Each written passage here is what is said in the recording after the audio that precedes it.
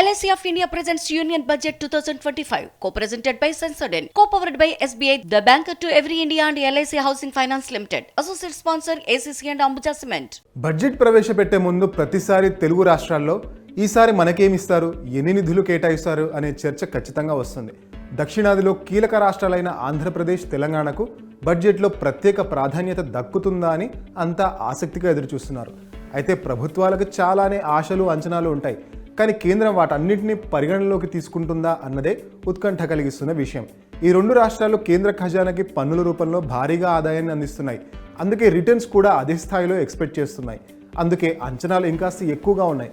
పైగా కేంద్రంతో సఖ్యంగా ఉంటూ ఎక్కువ మొత్తంలో నిధులు రాబట్టుకోవడం అనేది రాజకీయంగా కూడా కీలకమైన విషయం. మరి ఈసారి తెలుగు రాష్ట్రాల్లో కేంద్రం ఎవరికి ఏమిస్తుందన్న సస్పెన్స్ కొనసాగుతోంది. ఈ బడ్జెట్ గురించి చెప్పుకునే ముందు అసలు గత బడ్జెట్లో తెలుగు రాష్ట్రాలకు కేంద్రం ఏ కేటాయింపులు చేసిందో ఓసారి పరిశీలిద్దాం.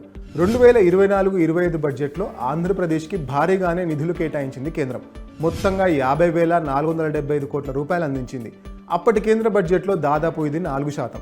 అయితే అమరావతి నిర్మాణానికి పూర్తి స్థాయి సహకారం అందిస్తామని కేంద్ర ప్రభుత్వం భరోసా ఇచ్చింది. అందుకు తగ్గట్టుగానే కేవలం అమరావతి నిర్మాణం కోసం 15,000 కోట్ల రూపాయలు కేటాయించింది.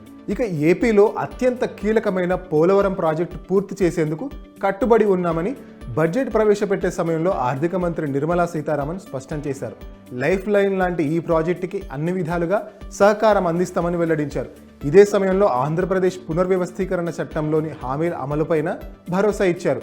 నీళ్లు, మౌలిక వసతులు, విద్యుత్, రోడ్ల నిర్మాణానికి ఏపీకి పూర్తి సాయం అందిస్తామని ప్రకటించారు. అయితే గత బడ్జెట్లో స్టీల్ ప్లాంట్కి 620 కోట్ల రూపాయల కేటాయింపులు చేసింది కేంద్ర ప్రభుత్వం. కానీ ఇటీవలే ప్రత్యేకంగా స్పెషల్ ప్యాకేజీ ప్రకటించి స్టీల్ ప్లాంట్ బలోపేతానికి భరోసా ఇచ్చింది.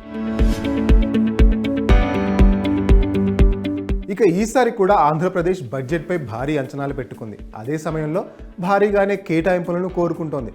ప్రస్తుతానికి రాష్ట్రం ఆర్థిక ఒత్తిడిలో ఉందని కేంద్రం సహకారాన్ని ఆశిస్తోంది. ఇటీవల ఏపీ ముఖ్యమంత్రి చంద్రబాబు నాయుడు దావోస్ పర్యటనకు వెళ్లారు. అక్కడి నుంచి తిరిగి వచ్చే క్రమంలో ఆర్థిక మంత్రి నిర్మలా సీతారామన్ని కలిశారు.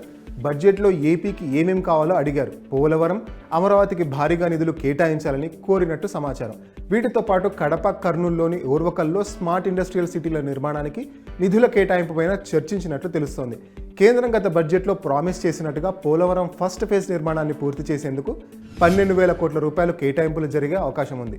రాజధాని అమరావతి నిర్మాణం కోసం ప్రపంచ బ్యాంకు నుంచి 13,000 కోట్లకు పైగా నిధులు ఇస్తామని కేంద్రం ప్రకటించింది. ఇక హడ్కో కూడా ఇటీవలే 11,000 కోట్లు ఇచ్చేందుకు అంగీకరించింది. ఇక తెలంగాణ విషయానికి వస్తే గత బడ్జెట్లో ఆశించిన స్థాయిలో కేటాయింపులు జరగలేదన్న అసహనం వ్యక్తమైంది. ప్రభుత్వ ప్రతిపాదనలను అసలు కేంద్రం పట్టించుకోలేదని రాష్ట్ర ప్రభుత్వం తీవ్ర ఆగ్రహం వ్యక్తం చేసింది. ముఖ్యమంత్రి రేవంత్ రెడ్డి స్వయంగా వెళ్లి ప్రధాని మోదీకి రిక్వెస్ట్ పెట్టుకున్నా ఖాతరు చేయలేదని మండిపడింది. కేంద్రం గ్రాంట్లు విడుదల చేయడంలో మొండి చేయి చూపిస్తోందని ఆరోపిస్తోంది తెలంగాణ ప్రభుత్వం.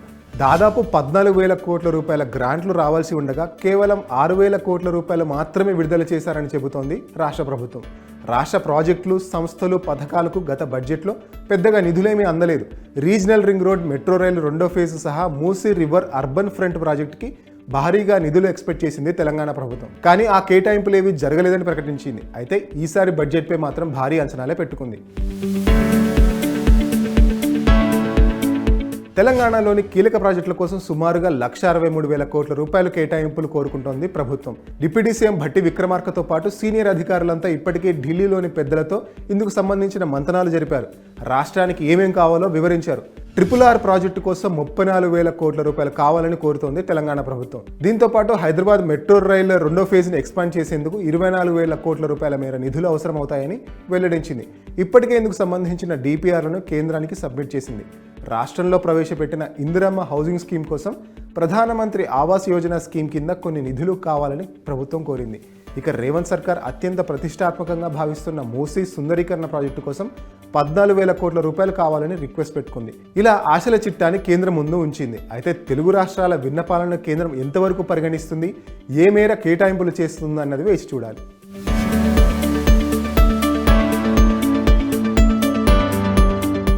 LIC of India presents Union Budget 2025, co-presented by Sensodyne, co-powered by SBI, the banker to every India and LIC Housing Finance Limited. Associate sponsor ACC and Ambuja Cement.